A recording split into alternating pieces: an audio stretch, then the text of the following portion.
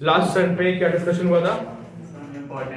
हाँ, सब important concepts मैंने आपको बताया था कि जब बॉल ग्राउंड से हिट करती है ना, और उसका बेटा मुझे आंसर याद नहीं, मैं भेज दूंगा अभी उसका, है ना? हाँ, कर सकते हैं वो, क्योंकि ये क्लास है 3:30 शुरू करते हो। वही बैच है, कर सकते हैं। वही वाला। हाँ, टाइम पैस नहीं है, वही बैठेगा फिर। चलो चलो देखो भाई, नेक्स्ट देखिए आप लोग। तो मैंने आपसे, चलो भी बात की कोई सारे बच्चे सुनो। लास्ट टाइम पे हमारा डिस्कशन ये हुआ था कि जो बॉल हिट करती है, अगर वो ग्राउंड पे यू स्पीड से हिट करेगी, है ना, तो रिबाउंड कितने से करेगी? -u। वो माइनस यू से रिबाउंड करेगी, है ना। और अगर वो एच हाइट से ड्रॉप करेगी, कितने हाइट तक जाएगी वापस? ये दो स्टैंडर्ड रिजल्ट हैं जो आपको याद होने चाहिए। अब सपोज करो मैंने बॉल को ड्रॉप कर दिया ऐसे, कितनी बार टप्पा खाएगी बताओ? एक बार गिरेगी, फिर रिबाउंड करेगी, फिर ऐसे रिबाउंड करती रहती, कितनी बार हिट करती ग्राउंड को? जब तक उसकी क्रॉसिंग नहीं होती। मतलब 2 4 5 बार। बिल्कुल आइडियल केस मान लेते हैं, है ना। आइडियल केस मान लेते हैं, तो ये बताओ, जब बॉल गिरेगी, एक बार रिबाउंड करेगी, कुछ उसकी हाइट कम होगी, कम हाइट तक रिबाउंड करेगी ना, अगली बार रिबाउंड करेगी तो उससे कम हाइट, अगली बार रिबाउंड करेगी, हाइट कम होती रहेगी, ठीक है। ये हम बिल्कुल आइडियल मान के चलेंगे कि वो कभी रुकेगी नहीं, समझे। प्रैक्टिकली क्या होता है, जब बॉल को ड्रॉप करते हो तो यार 2 4 बार टप्पा खा के गिर जाती है। अगर आप बिल्कुल फिजिक्स की थ्योरी से जाएं तो हमें पता है कि जब पहली बार आप बॉल को ड्रॉप करते हो, है ना, तो कितना ऊपर जाती है वो? एच से ड्रॉप करोगे तो ई स्क्वायर एच जाएगी, फिर वो ई स्क्वायर एच से गिरेगी तो ई फोर एच जाएगी, बिल्कुल सही है। फिर ई फोर एच से गिरेगी तो E6H। मतलब अगर एच हाइट से बॉल को ड्रॉप करोगे आप, तो जो रिबाउंड हाइट होती है वो कितने टाइप से होती है? E square. तो ऐसे क्या होगा बताओ, उसकी हाइट कम होती रहेगी, कम होती रहेगी। अभी मैं निकालना क्या है, देखिए आप लोग, ये भी डेरिवेशन है, कैलकुलेट, मैं आपको क्वेश्चन की फॉर्म में दे रहा हूं, है तो derivation. Calculate total distance, calculate total distance travelled by ball, calculate total distance traveled by a ball when dropped from height h, when dropped from height h।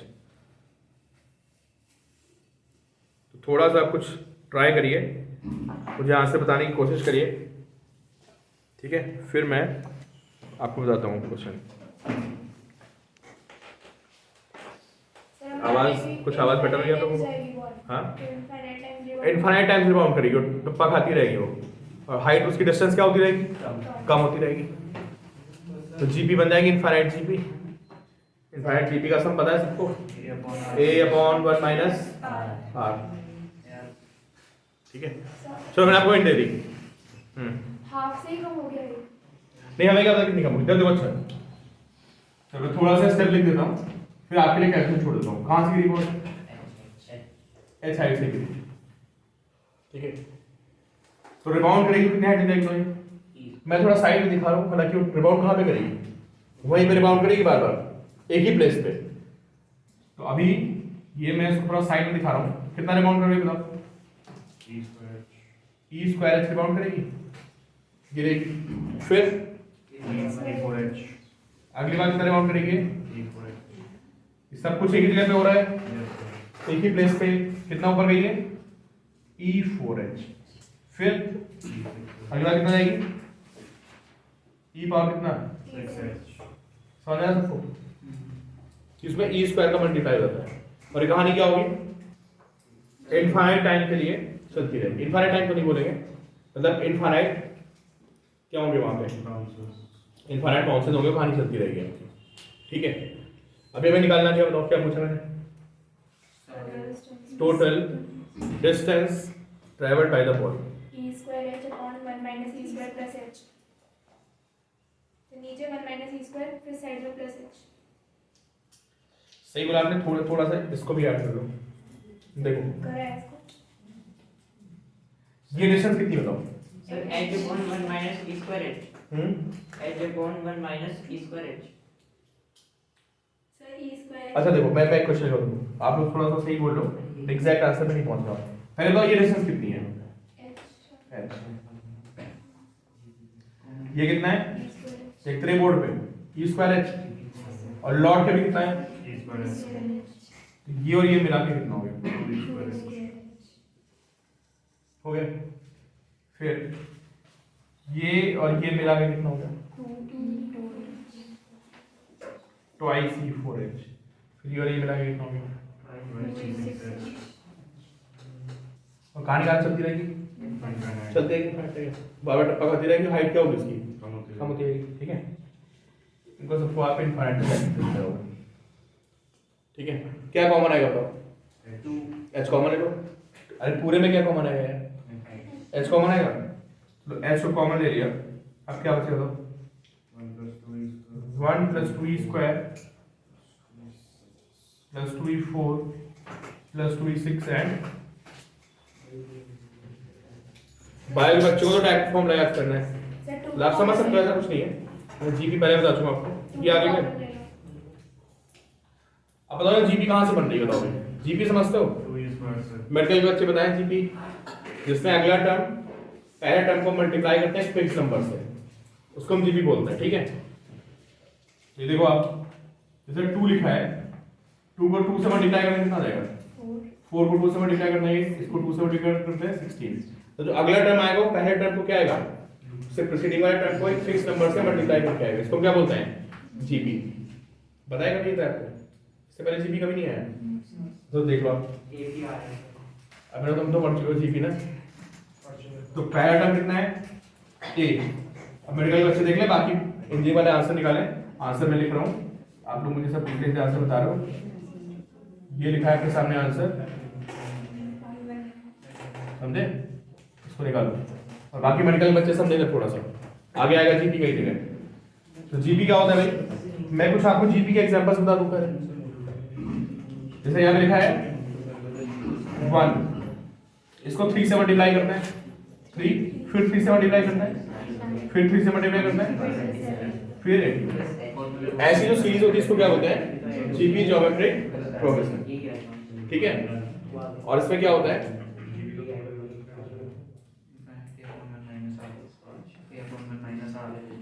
इसको बोलते हैं फर्स्ट टर्म, समझा? फिर बाकी आप लोग आंसर निकालिए ना, और इसको आप एक फिक्स नंबर से मल्टीप्लाई करेंगे तो ये वैल्यू कितनी आएगी? AR। फिर इसको R से फिर मल्टीप्लाई करेंगे, कितना आएगा? AR square. फिर R से मल्टीप्लाई करेंगे, कितना आएगा? AR। फिर वैसे आपकी सीरीज चलती रहेगी। AP में क्या होता है? ऐड करते थे ना एक फिक्स नंबर, AP तो बड़ा समझते हैं, उसमें फिक्स नंबर को ऐड करते थे। D common difference. यहाँ पे क्या करते हैं? फिक्स नंबर से मल्टीप्लाई करते हैं, इसको बोलते हैं जीपी। तो जीपी का अगर आप सम निकालेंगे, है ना, सम का फॉर्मूला होता है A1 - R/n/,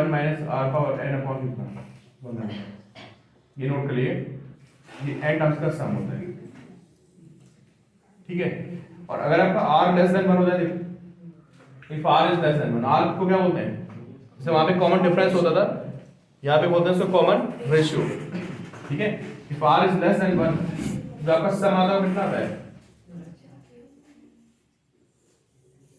ये और कितने टर्म्स होंगे यार? अगर r less than 1 हो गया तो टर्म्स कितने आएंगे आपके? इनफाइनाइट आ जाएंगे। आप छोटा करते जाओ नंबर को ना, जैसे मान लो r की वैल्यू 1/3 हो गई, और पहला टर्म 1 है, तो अगला कितना आएगा? 1/3 आएगा, फिर अगला 1/9, फिर अगला 1/27, वैसे प्रोड्यूस होता चला जाएगा। तो उसमें अगर इनफाइनाइट टर्म्स हैं तो इनफाइनाइट टर्म्स के सम का फॉर्मूला होता है, और फिजिक्स में कई जगह यूज होगा, तो उसको आप अलग से लिख लिए, sum of infinite terms of GP A/1 - R, where A is first term and R is, ये नोट कर लें मेडिकल के सारे बच्चे। ग्रेविटेशन रिलीज का क्वेश्चन बनेगा, समझे? उस दिन तो पूछ रहा था ग्रेविटेशन क्वेश्चन, उसी पे बेस्ड था। हाँ, और ये इलेक्ट्रोस्टैटिक्स में भी आएगा। तो ये आया, मुझे लगता है सबने प्रूफ कर लिया होगा। चलो भाई सारे बच्चे पहले नोट करें, फिर मैं आगे बढ़ाता हूँ किसमें वो क्या रहा है।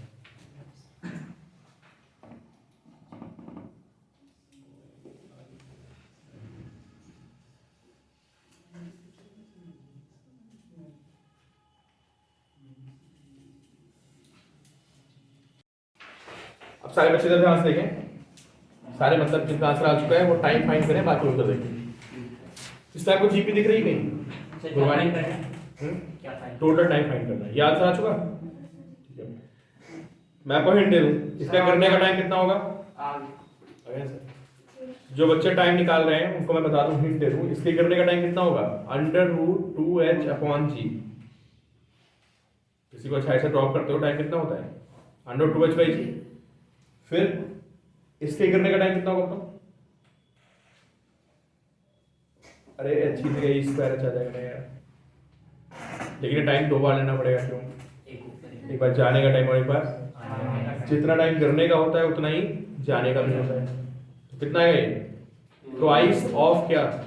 √2 ई स्क्वायर/g। फिर ऐसे आप ऐड करते जाओ, आंसर आ जाएगा। वहां पे बस 1 + c/1 माइनस c आएगा। ठीक है, सॉल्व करो। बाकी मेडिकल के बच्चे तो थोड़ा कंसंट्रेट करें। नहीं हो सकता सेकंड इक्वेशन से, तो उसी से बताया था √2h/। नहीं सर अगर पूरे डिस्टेंस में लगा पूरी नहीं बेटा, बार बार रिमाउंट करेगा ना, एक बार एक्सप्रेशन नीचे फिर ऊपर है, बार बार रिमाउंट करना। देखो भाई सारे बच्चे देखिए, 1 को छोड़ दो, ठीक है, 1 को छोड़ दो, देखो बाकी पूरी जीपी बन रही है। कैसे बनेगी जीपी बताओ? इसको ई स्क्वायर से मल्टीप्लाई करें तो E4, फिर इसको ई स्क्वायर से मल्टीप्लाई करें तो E6। तो 1 को छोड़ के पूरी जीपी बन रही है। तो मुझे बताओ इसमें इसका ए कितना है बताओ? नवीरा ए क्या होता है? First term. कितना है इसका फर्स्ट टर्म? 2e²। आर होता है कॉमन रेशियो, है ना। इसको किस नंबर से मल्टीप्लाई करेंगे ये आ जाए। अगर मैं इसको e² से मल्टीप्लाई कर दूं तो ये आ जाएगा, फिर मैं इसको e² से मल्टीप्लाई कर दूं तो ये आ जाएगा। कॉमन रेशियो कितना हो गया? e²। ठीक है, सम का फॉर्मूला क्या होता है बताओ? a/1 - r होता है। अच्छा बड़ी सी बच्चों को देखिए, यहाँ पे सम का फॉर्मूला क्या होता है? a/1 - r। a की वैल्यू कितनी है? 1 - e²। ये आ गई किसकी? इसके सम की वैल्यू आ गई। ठीक है, तो टोटल टाइम कैसे निकलेगा बताओ? एच था यहाँ पे कैमरा एडजस्ट कर पा रहा है भाई थोड़ा सा।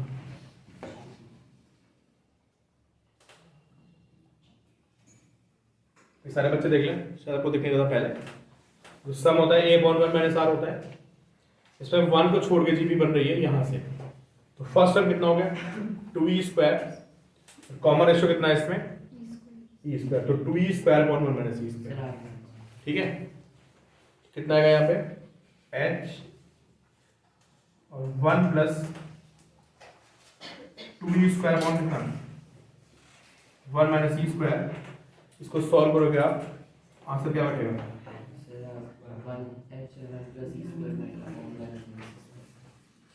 ये आपको फॉर्मूला याद रखना है, समझे? काफी फॉर्मूले इसमें याद रखने पड़ेंगे। 1 तो था ही ना यहाँ पे, इस 1 को छोड़ के बाकी जीबी बन रही है, बाकी जीबी बन गई ना। तो a/1 - r कॉमन ले लो, जितना मैक्सिमम कॉमन ले सकते हो। 2/g तो कॉमन आ जाएगा। नोट को पहले इसको, फिर टाइम बताऊं मैं। Answer 2√2/g 2√2h। टाइम मैं टाइम लिखता हूं।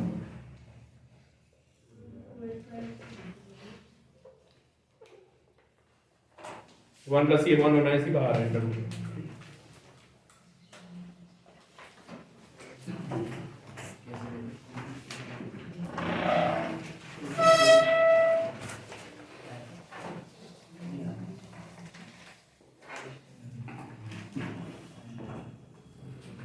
भाई ये स्टैंडर्ड वैल्यू सीधे पूछता है, जेईई एग्जाम में डायरेक्ट वैल्यू पूछी है। जो फॉर्मूला है डायरेक्ट फॉर्मूला पूछा हुआ कि बॉल कितनी टाइम तक वो देखो। हाँ वो लिखा है।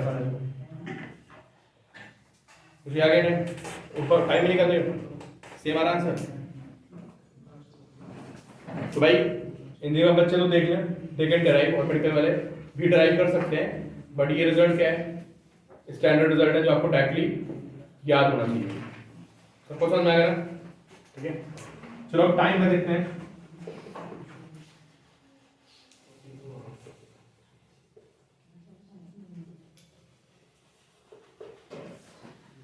चलिए भाई ये बताओ, ये टाइम कितना आएगा गिरने का? ये टाइम आएगा अंडर रूट 2h/g आएगा। ठीक है, बॉल अगली बार कहां तक रिबाउंड की है? E square H. तो ये बताओ यहां से यहां गिरने का टाइम कितना है? यही फॉर्मूला आएगा, बस एच के प्लेस पे क्या हो जाएगा?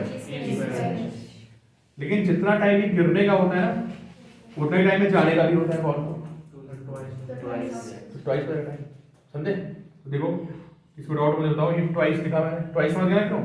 जितना गिरने का टाइम उतना ही जाने का टाइम। तो गिरने का टाइम कितना होगा बताओ? 2 ई स्क्वायर एच बाई, समझ गए?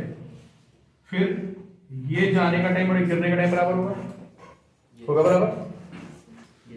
फिर ट्वाइस लगा देते हैं। बताओ गिरने का टाइम कितना आएगा? गिरने का टाइम आएगा under root 2 E4H upon G।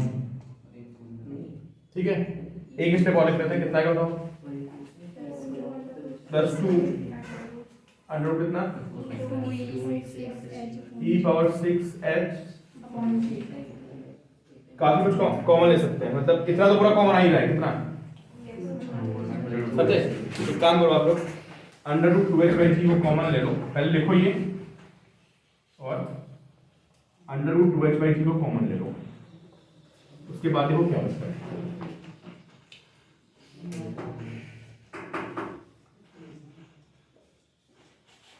ये तो 1 हो गया ना, अभी तक क्या कॉमन आया? ये बाहर आ गया है ना? नहीं, ये 2, ये h और ये कॉमन आ गया, इसको छोड़ दिया। देखो ये देख लो भाई, यहाँ पे ये 2h/g कॉमन आ गया, तो बचा कितना बताओ? अंडर रूट में क्या बचा है? और कितना हो जाएगा? ई हो जाएगा, और ये 2 भी तो बचेगा, कितना बचा? फिर देखो आपसे कॉमन है, गलती हो रही है, समझ गया? क्या कॉमन लिया? 2 कॉमन लिया, h कॉमन लिया, g कॉमन लिया, क्या बचा? अंडर रूट E⁻⁴ कितना हो गया? और साथ में 2 भी है। अब आप समझ लो इसका आगे क्या आएगा? क्या आएगा इसके बाद? 2e³ एंड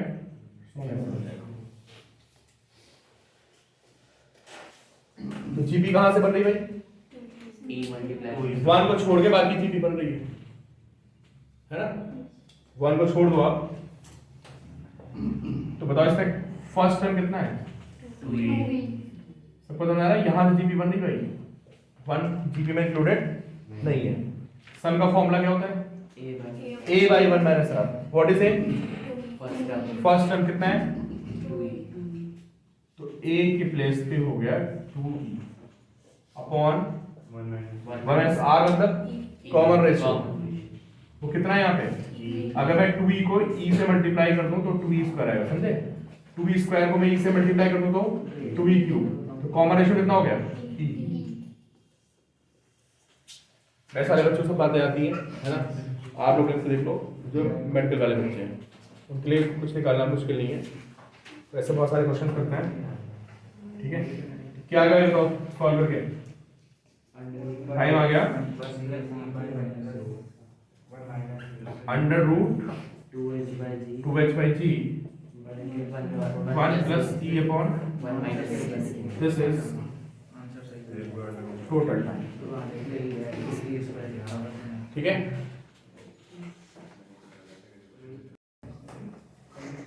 देखिए oblique collision, oblique collision.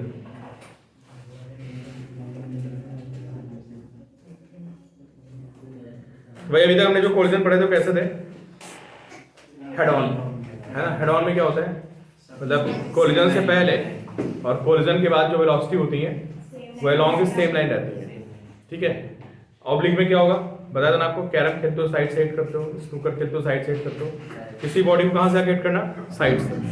Side से हिट मारोगे तो आप भी डिफ्लेक्ट हो जाओगे और बॉडी भी अलग डायरेक्शन में डिफ्लेक्ट हो जाएगी, ठीक है। तो सबसे इजीएस्ट केस देखते हैं, ऑब्लिक कोलिजन में लिखिए आप, collision of ball with wall. Collision of ball. With wall, wall देखो भाई, अच्छा मैं एक चीज बता दूं पहले, इसमें कॉन्सेप्ट पहले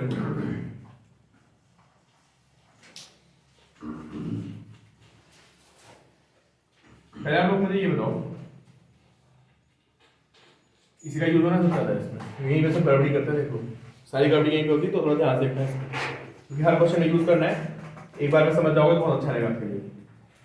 ई क्या होता है बताइए आप, ई होता है लॉजिकली समझना, v2 minus v1 upon u1 minus v, है ना। v2 माइनस v1 को बोलते क्या थे, Velocity of separation. इसको तो वेलोसिटी ऑफ सेपरेशन, है ना। ये होती थी आपकी वेलोसिटी ऑफ सेपरेशन, मतलब किस वेलोसिटी से वो क्या हो रहे हैं, दूर जा रहे हैं। और ये क्या होता है, इसको बोलते हैं वेलोसिटी ऑफ, कि वो किस स्पीड से एक दूसरे के पास आ रहे हैं, ठीक है। तो भाई अब होता है स्ट्रेट लाइन मोशन में, अगर दो पार्टिकल सीधे जा रहे हैं तो उनमें वेलोसिटी ऑफ सेपरेशन मतलब अप्रोच क्या होगी, u1 माइनस u2 हो जाएगी, है ना। ऑब्लिक में देखो क्या होगा, समझो आप, देखो भाई एक बॉल ये है, ठीक है, इसकी स्पीड कितनी है u1, भाई ढंग से समझना, ठीक है।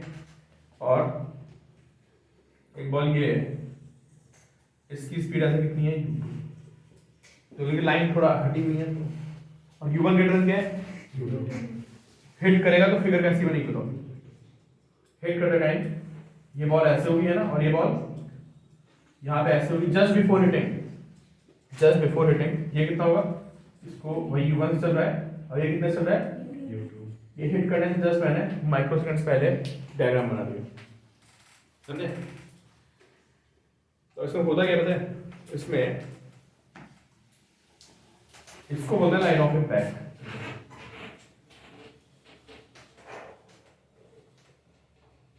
लाइन ऑफ इम्पैक्ट पता क्या होता है, जब ये हिट करेगा तो इस पे क्या आएगी, समझते ना, यही डिफिकल्ट पार्ट है पूरे चैप्टर का, बाकी इसमें कुछ नहीं है ना। और इस पे ऐसे लगेगी नॉर्मल रिएक्शन, नहीं लगेगी। तो जब बॉडी हिट करती है तो जहां पे नॉर्मल रिएक्शन लगती है उसको हम क्या बोलते हैं, लाइन ऑफ इम्पैक्ट। बाद में सब नोट करना भी, सुनते जाओ, ठीक है। तो अब जो हमें वेलोसिटी लेनी होती है ना, वो u1 u2 नहीं लेनी होती है, वो हमें ये देखना होता है कि कौन सी वेलोसिटी उसको क्या कर रही है, इम्पैक्ट करा रही है। इम्पैक्ट कौन कराएगा यार, जो वेलोसिटी इस डायरेक्शन के रॉन्ग होगा वही तो इम्पैक्ट कराएगा, समझे आप। लॉजिक भी सोचो, इसका मतलब होता है वेलोसिटी ऑफ अप्रोच, किसका मतलब u1 माइनस u2 का मतलब होता है वेलोसिटी ऑफ अप्रोच, एक दूसरे के पास आने की क्या वेलोसिटी, ठीक है। लेकिन अगर चीजें ऑब्लिक चल रही हो तो कंपोनेंट आ जाएगा ना यार। अब तुम ये बताओ मुझे, u1 के दो कंपोनेंट हो गया, कौन कौन से कंपोनेंट होंगे,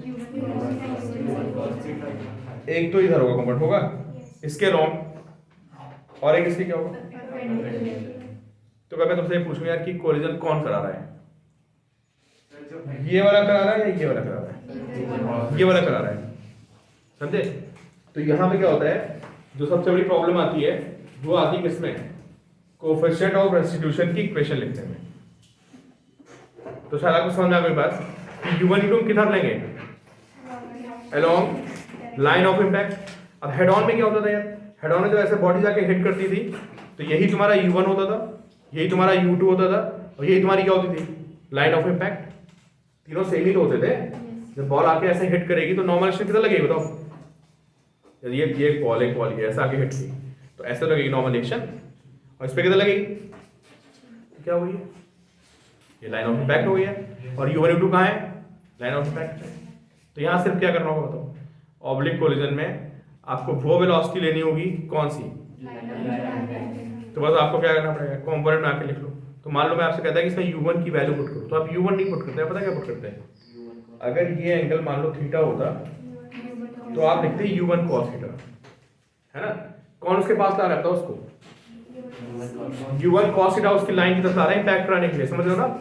और u sin थीटा तुमको क्या कर रहा है, तो ऐसे दूर ले जा रहा है, इसका कोई मतलब ही नहीं भाई, इधर चलो, इसको लाके भिड़ाया किसने, u cos थीटा से, समझे। अच्छा मान लो ये एंगल बीटा था, खैर अभी तो सीधे ही चल रहे हैं, मान लेते हैं एंगल बीटा है, किसी एंगल पे जाना था ये लाइन ऑफ इम्पैक्ट, ठीक है। तो अगर ये एंगल बीटा होता तो ये वेलोसिटी देनी पड़ती है आपको, कौन सी, u2 cos थीटा, समझ गया।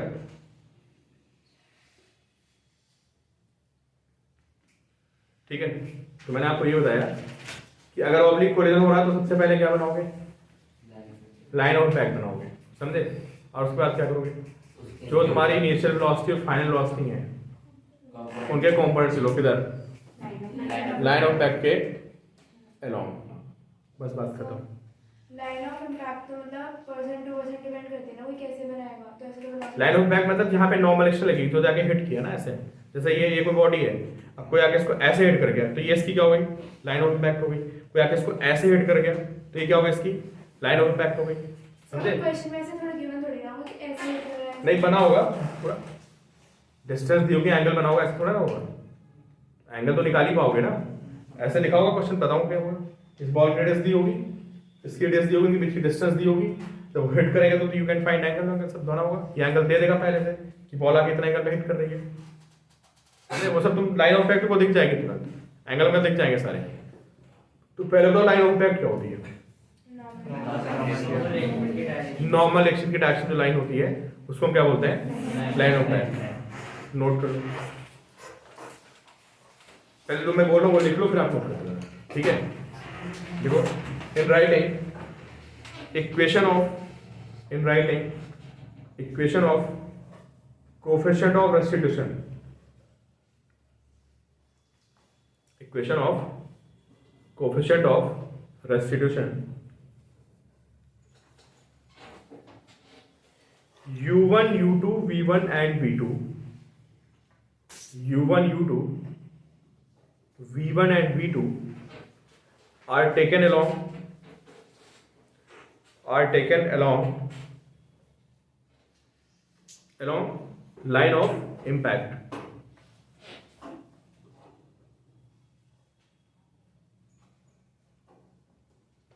ठीक है। And what is line of impact, लिखो line of impact is taken along, line of impact is taken along direction of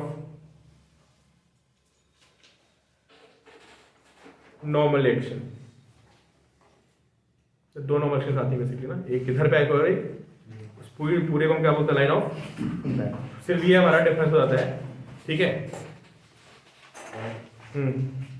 तो cos थीटा है, अभी नीचे वाले भी cos थीटा यार, पैरेलल जा रही थी ना, नीचे वाला भी क्या है, अभी cos थीटा ये उन्होंने बना दिया। जो v1 v2 होगी वो भी तो किसी एंगल से जाएंगी। हाँ, काफी कॉम्प्लिकेट क्वेश्चन बनेगा। क्यों कॉम्प्लिकेट बनेगा, क्योंकि v1 v2 तो तुमको मानना पड़ेगा, और साथ में क्या मानना पड़ेगा, उनका एंगल मानना, 4 अननोन आएंगे, क्वेश्चन सॉल्व करने में हालत खराब हो जाती है। हालांकि 4 वाले आप पूछता नहीं है, वो एक आध वैल्यू ऐसे करेगा ना कि एक आध आपका नोन कम कर देगा। तो 4 अननोन वाला तो इसमें एक ही क्वेश्चन है।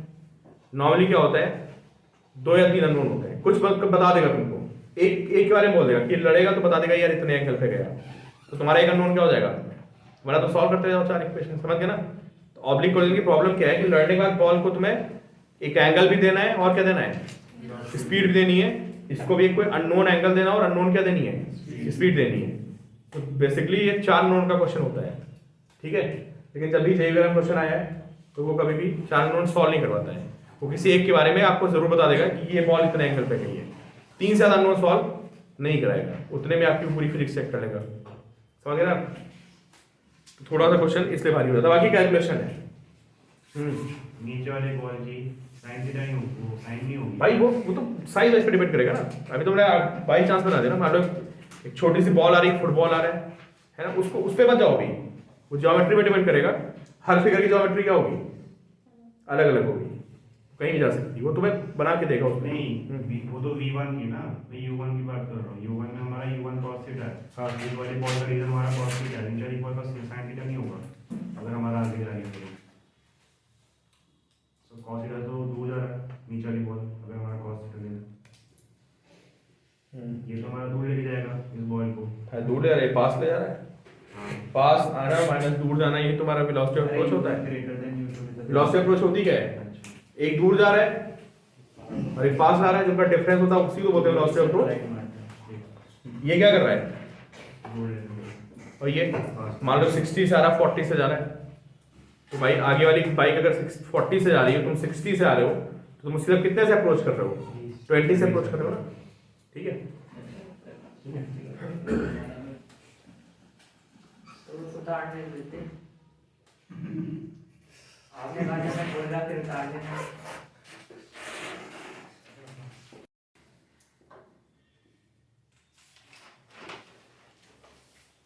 तो इसमें सबसे बेसिक क्या देखते हैं, है ना। ये एकेडमिक मैं जो बता रहा हूँ, आएगा स्कूल में लिख लो, इम्पोर्टेंट, उनके स्कूल में एग्जाम्स हैं, है ना, उनके ऐसे क्वेश्चन मिल सकता है।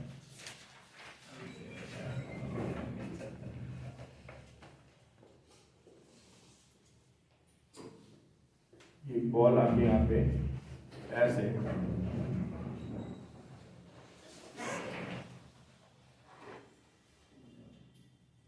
थीटा एंगल में हिट कर गई।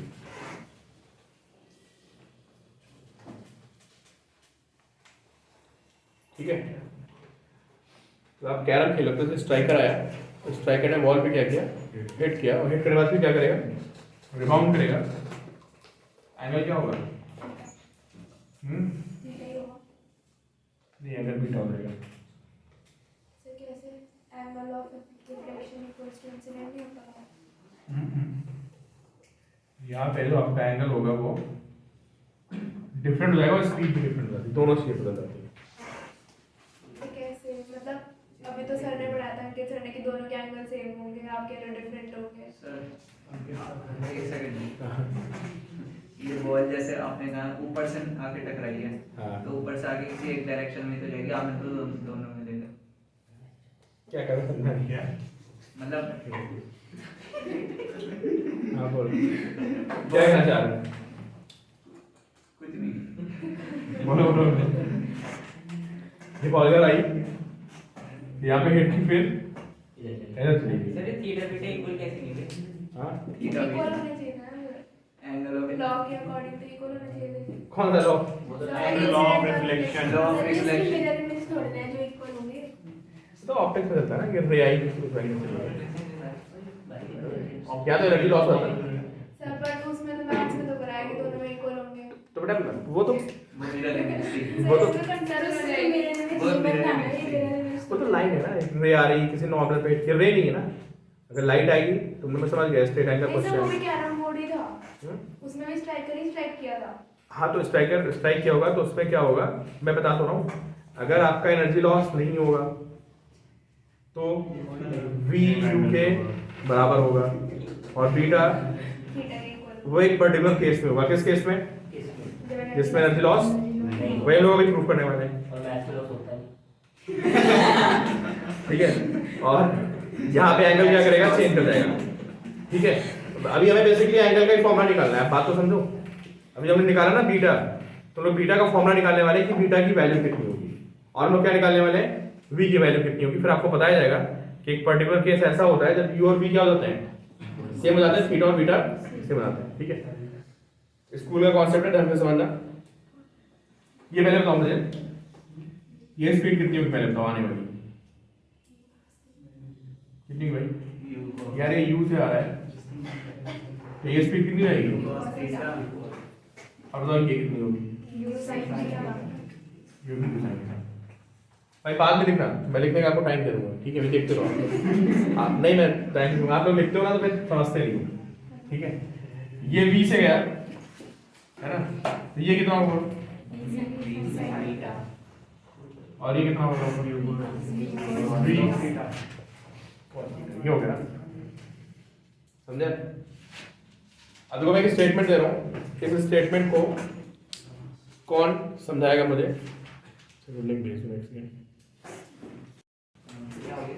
चलो भाई इधर देखो सारे बच्चे, मैं आपको ये समझा रहा था कि जब बॉल यहाँ पे हिट करेगी, है ना, तो बॉल पे आएगी नॉर्मल एक्शन किधर, ऊपर की तरफ, और कोई फ्रिक्शन एक्शन मान रहे हैं, बॉल कैसी है, कोई फ्रिक्शन नहीं आ रहा है इस पे, ठीक। तो जब बॉल पे नॉर्मल एक्शन इधर आएगा तो इधर कोई भी फोर्स नहीं, देखो आप किस डायरेक्शन में, तो अगर एक्स में कोई भी फोर्स नहीं है तो क्या होगा बताओ, एक्स का मोमेंटम, तो इस लाइन को लिख लो momentum along, momentum of the ball along the wall is conserved. Momentum of ball along the wall is conserved. सबको समझ आ रहा है भाई? Yes, sir. Because there is no force along the wall. Because there is no force along the wall. मैंने क्या assume कर लिया है? Wall कैसी है? Frictionless. ब्रैकेट में लिखना है इस बात को, ठीक है, कि वॉल इज फ्रिक्शनलेस, कोई फ्रिक्शन नहीं, तो इधर कोई फोर्स नहीं आएगा, और फोर्स नहीं आने का तो मोमेंटम कंजर्व रहेगा। बताओ कितना मोमेंटम आया, कितना है भाई, एम यू साइन है, गया कितना, एम वी साइन बीटा, कितना है भाई, वी साइन बीटा, लिख लो दिस फर्स्ट इक्वेशन, ठीक है।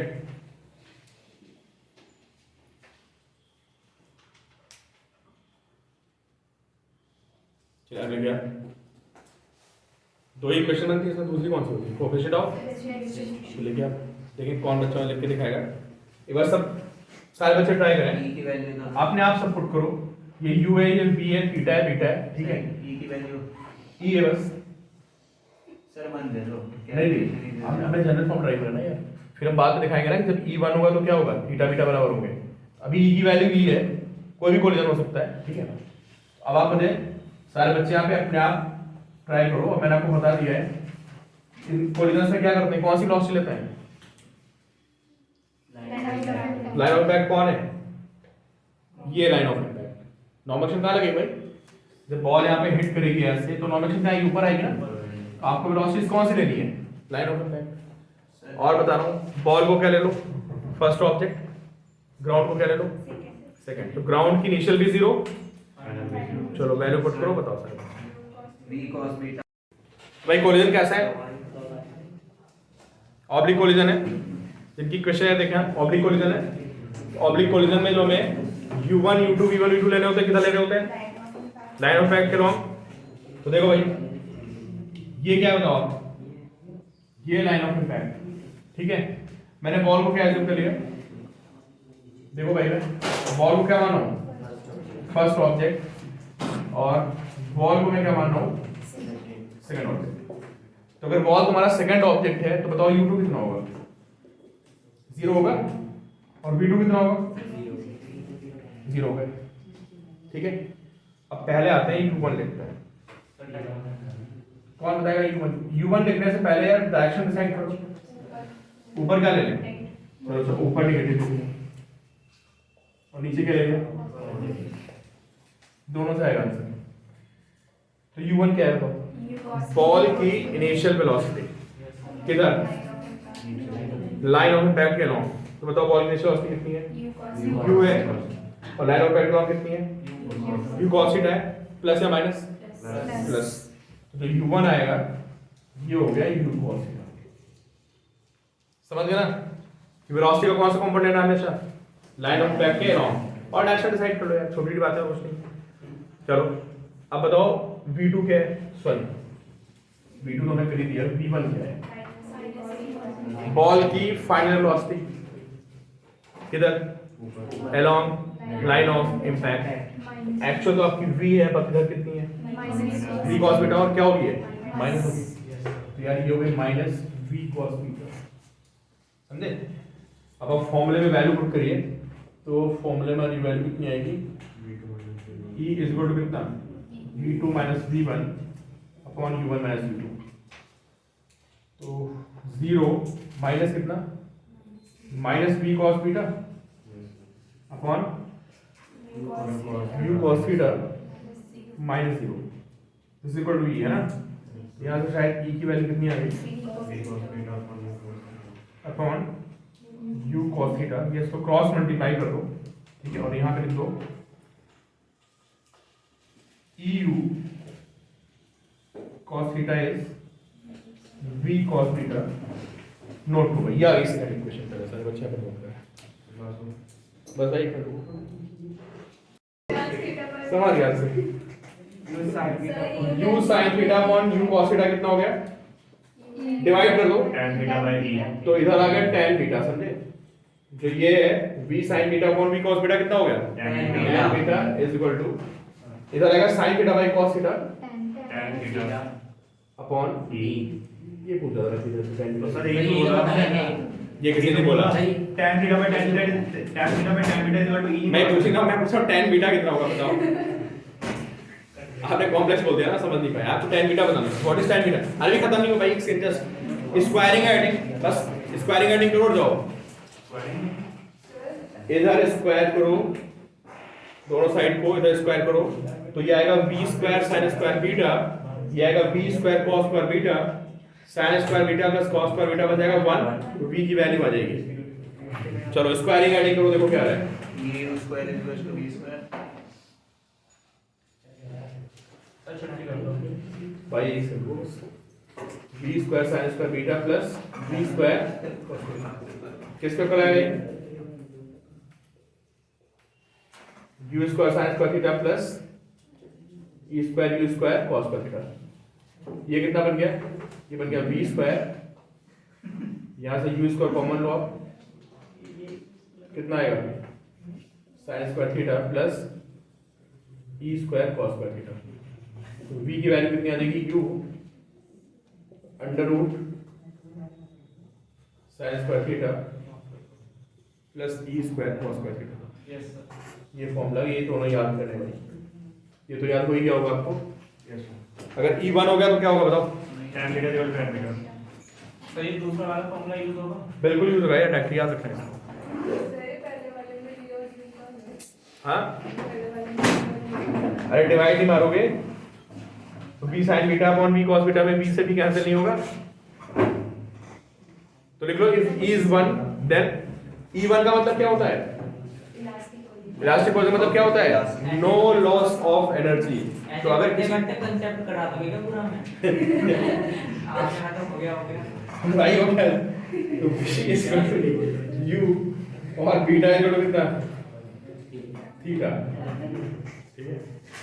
क्या किया आपने सर? सीधी कैसे आया? e को 1 पुट करो, put e is equal to 1। Sir तो इस केस में फॉलो होगा वो। अच्छा स्क्वायर वाला क्या है यार? ये v square sin square beta है, बाकी दो बच्चों हो गया वो दे कैन लीव, ठीक है। कुछ ऑनलाइन बच्चों से पूछ रहे हैं, ये v square sin square beta है और ये कितना है? v square cos square beta, इनको ऐड कर दिया तो v square sin square beta plus v square cos square beta, sin square beta plus cos square beta 1 होता है। Value sin square beta plus cos square beta की value 1 होती नहीं होती है? सर बीटा थीटा इक्वल कैसे होगा? हाँ बीटा थीटा e को 1 पुट कर दो, है ना। सर हमेशा बीटा क्या होता है? चल चल अच्छा जाओ कर लेते हैं। अभी इतना है, बहुत सी छोटी बातें करने को।